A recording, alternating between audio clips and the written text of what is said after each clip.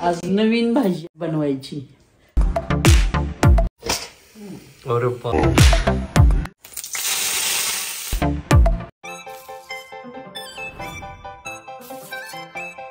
Hi hello नमस्कार. आपल्या चॅनलवरच्या आणखी एका नवीन व्लॉगमध्ये मी वर्षा तुमचं अगदी मनापासून स्वागत करते. तर बऱ्यापैकी कामं आटोपलेली आहेत, पण आज झालंय असं की झाडांना पाणी घालायचं सकाळी राहून गेलं, कारण सकाळच्या वेळी माझ्या रुटीनमध्ये ते इन्क्लूड असतं. पण काही कारणास्तव कधी कधी रुटीन खालचं वरचं खाली होतं, कारण काही प्रायोरिटीज एखाद्या दिवशी चेंज होतात आणि मग त्या दिवशी राहतात. तसं झालं आता.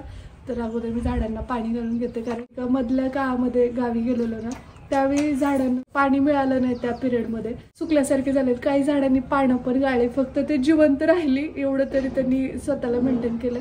काही वेळा काकींनी पण पाणी घातलं. सातत्याने जर त्यांची काळजी घेतली तरच ते छान छान फुलतातही, आपल्याला सुगंधही देतात. झाडांची स्थिती दाखवते मी तुम्हाला थोडीफार पाणी घालत छान छान फुलं पण आले त्याला, छोटी छोटी. इथं पण एक आले. आणि हे स्वामींच्या पूजेसाठी मला खूप उपयोगी पडते. दर गुरुवारी असं एक पान घेते मी. काय बाबा वर्षा, काय झालं? माझा ड्रेस इस्त्री केलं नाही का? केलं ना मी, कालच करून ठेवले ना ते. मी पण ड्रेस हे बघ किती सुरपत येतं बघ, कारण आता मला अचानक ड्युटीला जायचं. आता काय करायचं? मग मी काय करू? ती इस्त्री कामच कर नाही, खराब झाले. किती वर्ष झालं तिला, तर तिने तर किती दिवस सपोर्ट करणार आहे. हो, पण मला अगोदर सांगितले असते तुम्ही बाहेर इस्त्रीला तर टाकले असते, अथवा नवीन इस्त्री जर मागवू शकलो असतो ना आपण. त्याची काय गरज नाहीये, मामा अगोदरच इस्त्री आणून ठेवली. होय खरं? आजच आली आहे सकाळी. मला काल आली असते तर मी कालच करून ठेवले असते. थांब एक मिनिट, लगेच करून देते मी तुम्हाला. होईल का एवढे लवकर? बघा की आता, कारण ड्रेसचा कपडा थोडा राट असतो ग. मी भारी मागवले, असे तसे नाही मागवले. मला एकदा घ्यायचे तर चांगलीच घ्यावी म्हणून. बर ठीक आहे. द्या आता तुमचं शर्ट इस्त्री करून देते फक्त. कुठल्या कंपनीचे आहे ग? Agaro steam iron. बघू. हो, डिझाईन तर खूपच भारी आहे. घ्यायची का मागवली? कारण याचे जे काही रिव्ह्यूज होते ना ऑनलाईन, ते खूप अफलातून होते. त्यामुळे मला असं वाटलं की म्हणजे घ्यायची आहे तर मग चांगल्याच गोष्टीत इन्व्हेस्ट केलेलं बरं ना. आणि याला मेन म्हणजे मॅन्युअल तर आहेच, कसं वापरायचं काय नाही याविषयी. शिवाय वॉरंटी कार्ड आहे, 2 वर्षाची वॉरंटी त्यांनी दिलेली, आपण रिप्लेस करू शकतो. त्यामुळे मी 2 वर्षाचे तुमचे पैसे वाचवले, त्यामुळे तुम्ही मला पार्टी द्या. हीच का घेतली मी तुम्ही म्हटलात ना, तर त्याचे काही रिझन्स असे आहेत की एकदम नवीन व्हर्जन आहे, ट्रेंडिंग आहे. आणि सगळ्यात महत्वाचं म्हणजे हे जे आहे ना, सिरॅमिक कोटिंग आहे, त्यामुळे कुठल्याही प्रकारचा कपड्याला चिकटत नाही. सोबतच याच्यामध्ये खूप छान असे फंक्शन दिलेले आहेत, ते मी आता करत दाखवते, म्हणजे मला पण लवकर जाता होणार नाही आपल्याला. त्याच्यामध्ये पाहू शकताय, स्टीम होतंय, स्प्रे होतंय, त्यानंतर बस्ट आहे, सेल्फ क्लीन, स्वतःही क्लीन करते स्वतःला. मी काय म्हणतो, स्मार्ट इस्त्री आहे म्हणजे. परत स्टीम टिप्स आहे, त्यानंतर ॲटो शट ऑफ पण होते, आणि त्यानंतर anti dripping system. Compact size मध्ये तर येतं, परंतु 2000 व्होल्टेजचं आहे, त्यामुळे पटकन इस्त्री होते. अगदी चुटकीसरशी तुमचे बघा आता प्रेस. बापरे, 2000 पॅट. आणि मेन म्हणजे ही नुसती स्टीमच नाही करत, तर याच्यामध्ये आपण ड्राय आणि स्प्रे आयनिंग पण करू शकतो. हे थोडंसं वेगळं वाटेल, पण ते कसं, ते सिरॅमिक कोटिंग असल्यामुळे एकदम पटकन ते स्लाइटली प्रेस होऊन जात. आणि याच्या इथे ना अँटी ड्रिपिंग फीचर दिलेलं आहे, त्यामुळे म्हणजे आपण इस्त्री करत असताना याच्यामध्ये जरी पाणी असलं तरी ते इन बिटवीन असं लीक होत नाही. मेन म्हणजे इथं ना तुम्हाला दिसत असेल तर सेल्फ क्लिनिंगचं बटन दिलेलं आहे, तर याच्यामध्ये जे काही पाणी असतं ना, तर ते बटन दाबलं की पूर्णपणे ही काढून टाकते आणि स्वतःला क्लीन करते. काय म्हणतो, स्टीम बस्ट होतंय, तर यात पाणी वगैरे येतंय कुठून, कसं वेळ टाकायचं आतमध्ये? दाखवते इकडे. हे बघा, वॉटर इनलेट, इथनं आपण पाणी बॉटल सारखं एकदम. आणि याच्यामध्ये पाणी ना मेजरिंग कप दिलेला आहे त्यांनी, असं 100 ml. मी लगेच टाकून दाखवते. आणि जेव्हा तुम्ही प्रेस करत असाल ना, तर स्विच बंद करून मगच पाणी ऍड करायचं.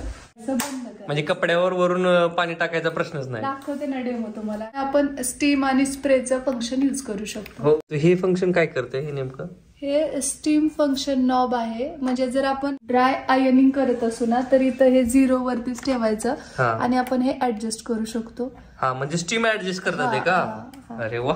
ही कॉटन ब्रीडची वायर आहे आणि त्यासोबत इथं 16 एम्पियरचा हा प्लग दिलेला आहे. आणि सगळ्यात महत्वाचं म्हणजे हे फंक्शन मला खूप आवडलं. हे 360 डिग्री रोटेट होतं, त्यामुळे आपण हे कसं जरी फिरवलं ना तरी वायर तुटत नाही, कट होत नाही. तर आता मी तुम्हाला दाखवते या आउटलेट मधनं. हे बघा, हे असं पाणी प्रेस होतं आणि ज्या कपड्यांना, स्पेशली कॉटनच्या कपड्यांना वगैरे जास्त घुड्या पडलेल्या असतात तर ते सगळं छान एकदम मस्त असं प्रेस होतं. अरे वा, छान झाली वर दिलं प्रेस. परंतु मी काय म्हणतो, ह्याला करून दाखव बरं एवढं चुरगळलेलं. देते का? म्हणजे तुम्ही हळूहळू वाढवायला लागले. स्पेशली जे कॉटनचे कपडे असतात तर त्याला खूप जास्त रिंकल गुड्या पडलेल्या असतात, तर ते पूर्णपणे रिमूव्ह करण्यासाठी हे खूप जास्त भारी असं फंक्शन आहे. तर तुम्हाला आणखी एक फंक्शन सांगू. हे बघा, इथले लेनन, कॉटन, रियॉन आणि सगळे म्हणजे नायलॉन, सगळ्या प्रकारचे कपडे आपण प्रेस करण्यासाठी याची सेटिंग करू शकतो. आणि हे जे बटन दिसतंय तर हे आहे स्टीम बसचं. ते कसं फंक्शन काम करतं दाखव ना. ग्रीन आहे ना, हे रेड झालं की प्रॉपर स्टीम व्हायला सुरुवात होते.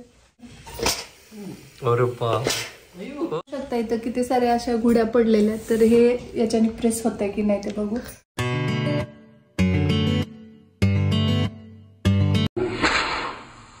होऊ शकताय किती कडक झाली आहे प्रेस, एकदम मस्त. म्हणजे असं वाटतंय की प्रोफेशनल या क्षेत्रातले असतात त्यांनी केली आहे की काय. मला तरी खूप जास्त आवडली. 2 वर्ष झाले या शर्टला, पण आता एकदम नवीन वाटतंय. थँक्यू. एकदम प्रोफेशनल लॉन्ड्री मध्ये प्रेस केल्यासारखं वाटायला गुड्या वगैरे काहीच राहिलं नाही, एक सुद्धा नाही. बघ ना किती स्मूथ झाले. त्यामुळे ना माझे बरेच पैसे वाचणार आहेत आता इथून पुढे. मला आणि यांना तर ही अगारोची स्टीम आयर्न खूप आवडली. माझी तरी प्रेस एवढी भारी झाली आहे, तर आता यानंतर बऱ्यापैकी कपड्यांवरती घुड्या असणार नाहीत. कारण या अगोदरची माझी जी प्रेस होती ती इतकी छान वर्क करत नव्हती, इतकी ऑटोमॅटिक असं त्याचे फंक्शन्स नव्हते. सो मला तरी प्रचंड आवडली आहे. तुम्हाला जर ही अगारोची स्टीम आयर्न मागवायची असेल तर लिंक डिस्क्रिप्शन बॉक्समध्ये दिलेली आहे, तिथे जाऊन तुम्ही परचेस करू शकता. आणि तुम्ही सुद्धा तुमचे कपडे एकदम छान, सुंदर आणि तुमच्या नवऱ्याकडून अशी शाबासकीची थाप मिळवू शकता. तर मार्गशीर्ष महिना आला की त्यानुसार मग कसं सिजनेबल बोरं असतील किंवा मग हरभऱ्याची भाजी खुडायला दिवस सुरू होतात. त्यानंतर ओंब्या येतात हळूहळू आणि हे गाजर, त्यासोबत सीझन वाईज सगळ्या गोष्टी सुरू होतात. पण हरभरा जो असतो ना, तर त्याची जी ओली भाजी असते तर ती आज आईच्या हातची मी तुम्हाला दाखवणार आहे. बऱ्याच जणींच्या कमेंट होत्या की आता सिजनेबल ज्या भाज्या आहेत त्या आईच्या हातच्या दाखव, आई तिथे आहे. तर सो चला आता किचनमध्ये जाऊ आणि दाखवते मी तुम्हाला आईच्या हातची हरभऱ्याची भाजीची रेसिपी. काय बनवायचं आज नवीन भाजी आहे बनवायची. ही हरभऱ्याची भाजी आहे, ताजी, नवीन उगा पहिल्यांदा आणली. होय. आणि ते दारात विकायला आली होती. विशेष गोष्ट म्हणजे आईला वाटलं नव्हतं की मिळेल म्हणून इथं कुठली मिळती वाटलं होतं. आणि गावाकडे ही खुडतात का नाही बायका, खास शेतात जाऊन खुडीत असते. आणि सगळ्या पण बायका आता ह्या सीझन मध्ये खुडून ठेवतात आणि परत पुन्हा मग वाळवायची, चुरायची, मग ती पातळ गरगटा कच्चे शेंगदाणे, खूपच भारी लागते. लसूण टाकायचा, गरगटून करायची. ती पद्धत वेगळी आहे. आणि ही मोकळी आहे, घोलाना. त्याला म्हणायचं घोलाना. चला आता इथं आईने छान अशी कढई ठेवल्या लोखंडाची आणि इकडे भाजी धुवून घेण्यासाठी ते पाणी टाकते. त्याच्यात पाणी टाकून धुवून घेते खळखळ. तेल टाकले आता कढईत. आता ही मोहरी टाकते. हो, तडतडली. आणि खूप साऱ्या कमेंट होत्या आपल्या युट्यूब फॅमिलीच्या की आईच्या हातची सिरीज सुरू कर, ज्याच्यामध्ये रानभाज्या किंवा आपल्या पालेभाज्या ज्या असतात ना, तर त्याची सिरीज सुरू कर, असं खूप साऱ्या जणी म्हणत होत्या. सो खास तुमच्या आग्रहासाठी या सगळ्या गोष्टी आज मी दाखवते. म्हणजे याच्या अगोदर यानंतर सुद्धा पालेभाज्या कशा बनवायच्या, कोणत्या पद्धतीने, आणि अगदी साधी सिंपल पद्धत दाखवली जाईल. जोपर्यंत आई आहे तोपर्यंत आपण ही सिरीज सुरू ठेवू. तर सुरुवात केली आज आपण हरभऱ्याच्या भाजीने.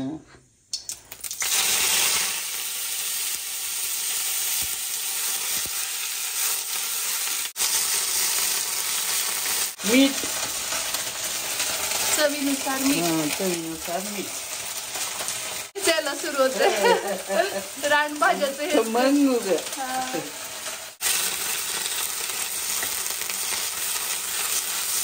तिखट टाकते. आमच्या श्री पण खातो त्यामुळे आई जरा बेतानच तिखट टाकते. जरा कमी प्रमाण पाण्याचं शिडकं टाकून झाकून ठेवते. आता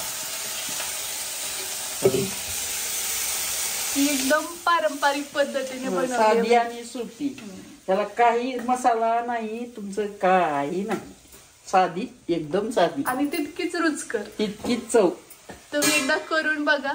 मग पुन्हा मला सांगा. आता थोड्या वेळ ताट पालत घालून झाकून ठेवते. ठुलं का मवागी मऊ होती. बारीकाचे त्याला म्हणजे धडाधडा जाळ लावायची गरजच नाही आणि गॅस करायची गरज नाही. आणि दुसरी गोष्ट म्हणजे ना, कोणतीही पालेभाजी आईची टिप आहे बरं का, मला ती नेहमी सांगते की झाकूनच शिजवायची आणि चिरून घेण्या अगोदर भाजी धुवायची. तर ही जी भाजी आहे ना, तर ती आपण कट करून घेतलेली नाही, आईने निवडून बोटाने खुडलेली आहे. म्हणजे विकत जी घेतली होती, दारात आली होती भाजी आणि त्याचे शेंडे वगैरे खुडून घेतली आणि नंतर धुतली. पण शक्यतो चिरून कोणतीही भाजी जर घेत असाल तर अगोदर धुवून घ्यायची आहे ना, नाहीतर मग त्यातल्या सगळ्या जीवनसत्व जातात. आणि भाजी जेव्हा ती का झाकून ठेवते बरं, ती गुणधर्म हवेत तेव्हा पीत उडून जाऊनी म्हणून झाकून ठेवलेली व्यवस्थित राहती, बिन चव राहती चांगली. तर अशा पद्धतीने आपली इथं मस्त अशी भाजी रेडी होती. आता गॅस ऑफ केला आईनं आणि थोड्या वेळाने तुम्हाला दाखवते मी कशी झाली. तर जरा वाफ जाऊ द्यायची त्याची, म्हणजे मुरू द्यायची. त्यानंतर मग चेक करू आपण. पहिली आईच्या हातची भाजी जी की आहे हरभऱ्याची, आणि ते पण ओल्या हरभऱ्याची, म्हणजे आईच्या भाषेत घोला ना. तर तुम्ही कधी खाल्ली आहे का ही भाजी ते सांगा.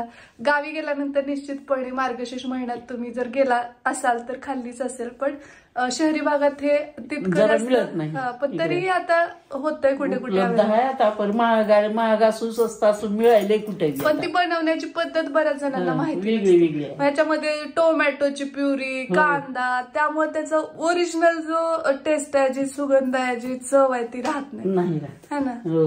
तर मग कशी वाटली तुम्हाला आईच्या हातची ओल्या हरभऱ्याची भाजी किंवा घोलाण्याची भाजी ते सांगा कमेंट बॉक्स मध्ये.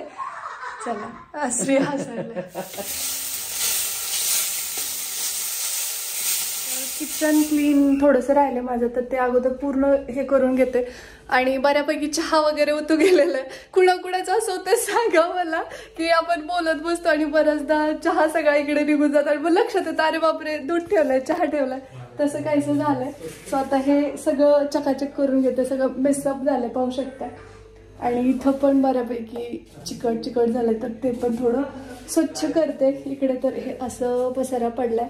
आणि कसं होतं माहिती का, काही वेळा जेव्हा हॉस्पिटलला वगैरे जाण्यात येतं तर तशा वेळी मग आईला श्रीला ती करून खाऊ घालते. हेच माझ्यासाठी तर खूप जास्त आहे, कारण तेवढं जास्त बसणं उभं राहणं तिला पाळणे शक्य होत नाही. त्यामुळे होतो कधी पसारा, पण इट्स ओके, चालायचं. आपणच आवडणार होतं. तर या सगळ्या गोष्टी होतात प्रत्येकीच्याच घरी. आणि कधीतरी मग असं पण होतं की नको एक दिवस. तर तसंच काहीसं झालंय माझं. थोडंसं समजून घ्या. चला आवरते मी. डेली बेसिसवर आपण क्लिनिंग करत असतो, पण कधीतरी एखाद्या दिवशी थोडासा आळस केला तर बराच पसारा पडतो आणि मग परत ते डबल काम झाल्यासारखं होतं. आज माझ्याकडनं चहा पण होतो गेलेला, त्यामुळे थोडंसं ते चिकट झाल्यासारखं झालेलं. गॅस शेगडी पण म्हटलं आता ते सगळंच क्लीन करून घेऊ, धुवून घेऊ.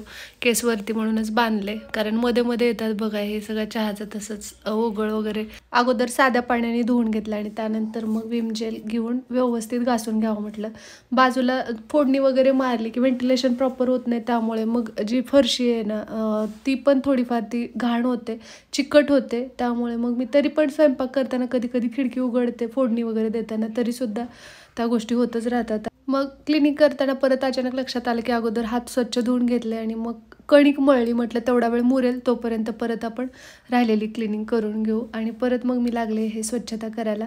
बऱ्याच वेळा असं होतं की आपण गॅस ऑन केलेला असतो आणि तिकडे कुणाशी तरी बोलत बसतो किंवा काहीतरी कामात व्यस्त होतो आणि लक्षातच राहत नाही की गॅसवरती दूध ठेवलंय. बऱ्याचदा चहा ठेवलेला असतो किंवा मग दूध उतू जातं, चहा उतू जातो, तर ते सगळं चिकट होऊन जातं आणि परत ते वाळल्यासारखं होतं. मग ते ओलं आहे तेवढ्यातच त्याच्यावरती पाणी मारलं तर ते बऱ्यापैकी क्लीन होतं. आता रॅक मी इकडे शिफ्ट केलाय. पाहू शकता आता किचन छान मस्त असं चकाचक क्लीन झालंय. तर येस, आता जरा फ्रेश वाटतंय. मी पटकन घासून घेते आणि मग कंटिन्यू करते. स्वयंपाक वगैरे आटोपला, त्यानंतर चपात्या पण बनवल्या आणि आता इथली भांडी वगैरे जी आहेत ती पटापट घासून घेते मी. कारण जास्त वेळ भांडी ठेवली की मग परत कंटाळा येतो आणि स्वयंपाक झाला की लगेच भांडी जर घासायला घेतली तर लगे हातो होऊन जातं. नाही तर मग ते एकदा धुणं राहिलं की आळस आल्यासारखं किंवा भांडे राहिले की तिकडे पुन्हा जायला नको वाटतं.